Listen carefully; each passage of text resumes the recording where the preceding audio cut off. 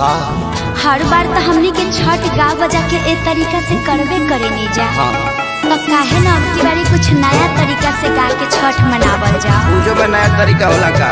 हाँ जी कुछ गाई ना। पहले तो ही शुरू कर। हाँ तो सुने।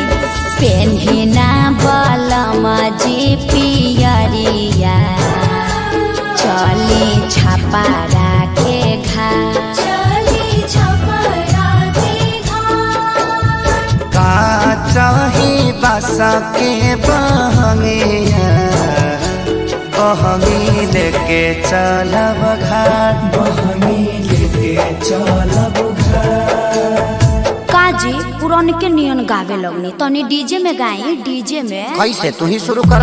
हई से पेन्हिना बलमा जी पियरिया ए जी पेन्हिना बलमा जी पियरिया चली छापा राखे घाट चली छापा राखे घाट का चाही बासा के बहंगिया बहंगी लेके चलब घाट ए अम्मा जी तनी रौरो नाची। बाट जे पूछेला बटोहिया बाट जे पूछेला बटोहिया ई दल के करा के जा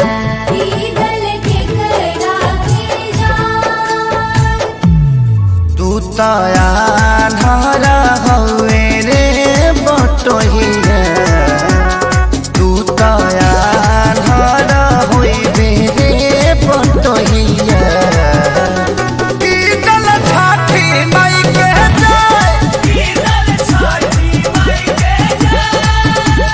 का चाही बासा के बहंगिया तब बहंगी ही ना चहका ना जाए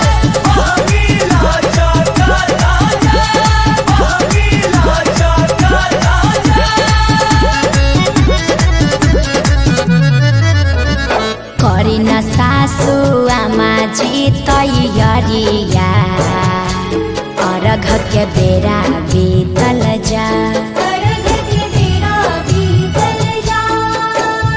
पेन्ही नारी सबके पापा पियरिया दौरा घाटे पहुँचा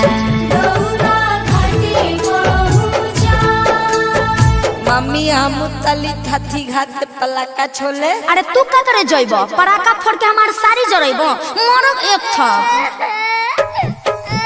छठी घाटे करबे डरामा ओही जा हो जाई बाबा ओही जा हो जाई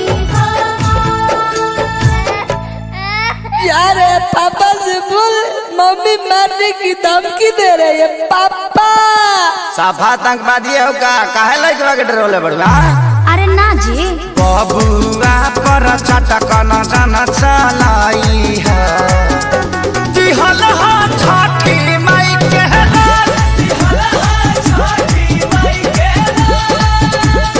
अच्छा ठीक बा ना मारब ई त हमरो पता बाजी।